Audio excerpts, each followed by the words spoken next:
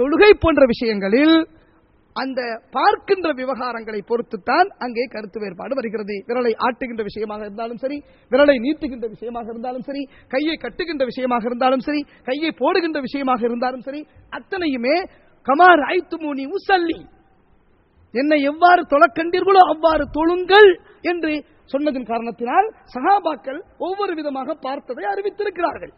அந்த அறிவிப்புகள் இமாம்களுக்கு கிடைத்ததை போன்ற சட்டங்களை வகுத்திருக்கிறார்கள். இமாம் ஷாஃபிஈ, இமாம் ஹம்பலி, இமாம் அபு ஹனீஃபா, இமாம் மாலிகி போன்றவர்கள் எல்லாம் என்ன செய்கிறார்கள், தங்களுக்கு கிடைத்த அந்த ஹதீஸை அடிப்படையாக கொண்டு என்ன செய்திருக்கிறார்கள், வெளிப்படுத்தியிருக்கிறார்கள். இது கூட கருத்து வேறுபாடு உருவாகுவதற்குண்டான வாய்ப்பாக அமையலாம். சரி, இதுவரைக்கும் 3 காரணம் சொல்லியிருக்கீங்க. ஆமா, கருத்து உண்டாவதற்கு 3 காரணம் சொல்லியிருக்காங்க. ஒன்று, குர்ஆனுடைய வசனங்கள் பல கருத்துக்கள் இடம் தருவதாக அமைந்திருக்கிறது. ஒன்று. இரண்டாவது, சிலருக்கு சில ஹதீஸ்கள் கிடைத்தன, சிலருக்கு கிடைக்கவில்லை, அதன் காரணமாக எழுந்த கருத்து வேறுபாடுகள். மூன்றாவது, ஒன்றை விளங்கிக் கொண்ட விதத்தில் ஏற்படக்கூடிய கருத்து. 3 சொல்லியிருக்கீங்க. இப்ப 4வது சொல்லுங்க. 4வது, மனிதனுடைய ஒரு பலகீனம். மனித பலகீனம் எப்படின்னா, ஹதீஸ்கள் அறிவிக்கப்படுகின்ற பொழுது நீங்க பாருங்க, எப்படின்னா, ஒன்று ரசூலுல்லாஹ் சொல்ல கேட்டது, இன்னொன்று செய்ய பார்த்தது. சரிதானா? ரெண்டும் புரியுது இல்லையா? சொல்ல கேட்டது, செய்ய பார்த்தது. இந்த சொல்ல கேட்கறதுன்னா பாருங்க, இப்ப நான் ஒரு 50 பேருக்கு மத்தியில பேசுறேன் அப்படின்னா, ஃபர்ஸ்ட் ரோல இருக்கிற முதல் வரிசையில் இருக்கிறவருக்கும் நான் சொல்றது என்னங்கிற அந்த வார்த்தைகள் புரியும். 50வது இருக்கிற ஒரு ஆளுக்கு சத்தம் வேணா கூடுதல் குறைவாக இருக்கலாமே ஒழிய, இந்த வார்த்தைகள் நான் என்று சொன்னா நானும் இவரும் அதே மாதிரி தான் கேட்க முடியும், அவருக்கும் அதே மாதிரி தான் புரிந்து கொள்ளுதலும் ஒரே மாதிரி இருக்கும். ஆனால் செய்ததை பார்ப்பது மௌலானா அவர்கள் சொன்னதை போன்று ரசூலுல்லாஹ் எல்லா விஷயங்களையும் சொன்ன ரசூலுல்லாஹ் நான் எவ்வாறு தொழ காணுகின்றீர்களோ அவ்வாறு தொழுங்கள்னு சொல்ற போது ரசூலுல்லாஹ் தொழுறாங்கன்னு வச்சுங்களேன், வலது பக்கம் இருப்பவர் ஒரு ரீதியில பார்ப்பாரு, இடது பக்கம் இருப்பவர் இன்னொரு ஒரு மார்க்கமா பார்ப்பாரு. வலது பக்கம் இருப்பவர் ரசூலுல்லாஹ் கையை ஆட்டின போது ஆட்டினார் என்பது தெளிவாக சொல்லுவாரு. இடது பக்கம் இருப்பவர் இல்ல, ஒரு தடவை தானே ஆட்டிட்டு விட்டாங்க, பின்னாடி இருக்கிறவருக்கு தெரியவே தெரியாது ரசூலுல்லாஹ் ஆட்டினாங்களா இல்லையான்னு சொல்லி. ரசூலுல்லாஹ் கையை எங்க கெட்டினது பின்னாடி ரோல் இருக்கிறவருக்கு தெரியவே தெரியாது. ஆனால் முன்னா இருக்கிறவருக்கு, வலது பக்கம் இருப்பவருக்கு, இடது பக்கம் இருப்பவருக்கு என்று இவ்வாறு மனிதனுடைய ஒரு பலகீனம், இப்படித்தான் அவர்கள் புரிந்து கொண்டார்கள். எனவே இதுவும் ஒரு காரணமாக அமைகின்றது. பார்த்ததில் பெருமானார் என்ன செய்தார் என்பதை பார்த்ததிலே சஹாபாக்களுக்கு மத்தியிலே கருத்து வேறுபாடு. சொன்ன விஷயங்களில் எங்கும் கருத்து வேறுபாடு இல்லை. நீங்கள் ஹதீஸ்களை பாருங்க, சொன்ன விஷயங்களை சொல்லுகின்ற பொழுது கூட இந்த வார்த்தையை போட்டார்களா அல்லது இந்த வார்த்தையை போட்டார்களா என்று ரெண்டையும் அவங்களே சொல்லிடுவாங்க. எனவே நான் இவ்வாறு கேட்டேன் என்று சொன்னதை கேட்டதில் கருத்து வேறுபாடு கிடையாது. மிக தெளிவாக சமூகம் புரிந்து கொள்ள வேண்டிய ஒரு விஷயம், சொன்னதை கேட்டதில் அல்ல, செய்ததை பார்த்ததில் நிறைய கருத்து வேறுபாடுகள் இருக்கு. ஹதீஸ்களுடைய தரங்களை பார்க்கும்போது ஒரு ஹதீஸ் சஹியா இருக்கின்றது, அதற்கு முரணா அறிவிக்கப்படுகின்ற ஹதீஸ்கள் பலவீனமா இருக்கு. அப்ப நம்ம இது அந்த அறிவிப்பாளர்கள் விஷயத்திலே கோளாறு இருக்கின்ற காரணத்தினால அந்த ஹதீஸையை நம்ம ஒட்டுமொத்தமா நிராகரிக்கப்பட வேண்டும். அதன் காரணமா நம்ம ஒரு முடிவுக்கு தான் வர வேண்டி இருக்கிறது. இதுல கருத்து வேறுபாடு எடுக்க வேண்டிய ஒரு அவசியம் இல்லையே. அதைத்தான் நானும் சொன்னேன். ஒரு ஹதீஸ் கிடைக்கிற பொழுது என்னிடம் சில நிபந்தனைகள் இருக்கு. இமாம் புகாரிட்ட ஒரு சில நிபந்தனைகள் இருக்கு, இமாம் முஸ்லிம்கிட்ட சில நிபந்தனைகள் இருக்கிறது. அதன் அடிப்படையில் இந்த நிபந்தனைகளுக்கு ஒத்து வந்தால் அது ஹதீஸ் சஹீஹான ஹதீஸ், இல்லை என்றால் சஹீஹ் இல்லாத ஹதீஸ். புரியுதா? கருத்து வேறுபாடு எவ்வாறு உருவாகிறது.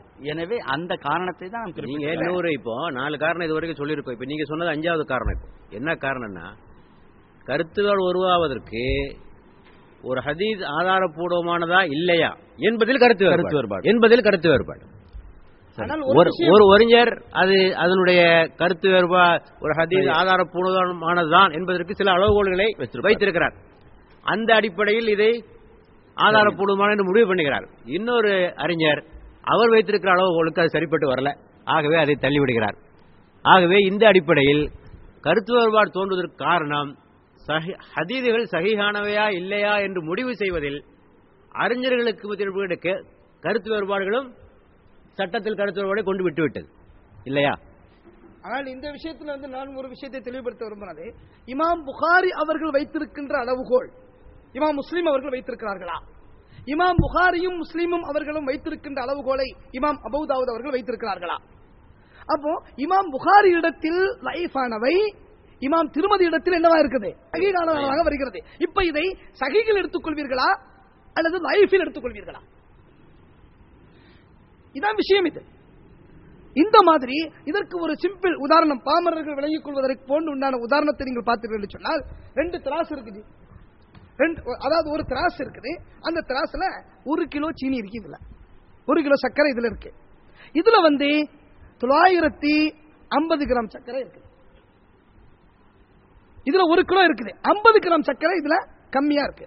தூக்க போனா இது வெயிட்டா இருக்குது, இது கொஞ்சம் குறைவாக இருக்குது. இப்போ இதுல உள்ளது சர்க்கரை இல்லைன்னு முடிவு பண்ணுவீங்களா? குறைவா உள்ளது, குறைவாக இருக்கக்கூடியது சர்க்கரை இல்லைன்னு முடிவு பண்ணுவீங்களா? இது சர்க்கரை தான், ஆனா என்னவா இருக்கு? 50 கிராம் அங்க குறைவா இருக்குது, இங்க முழுவதும் இருக்கிறது.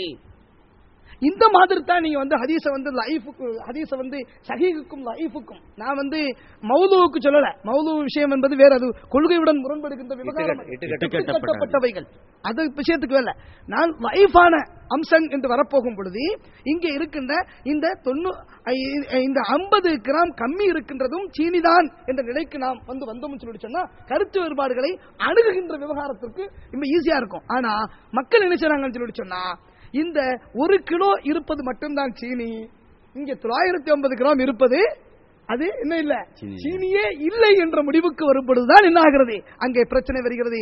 இல்லை, இது சீனிதான்.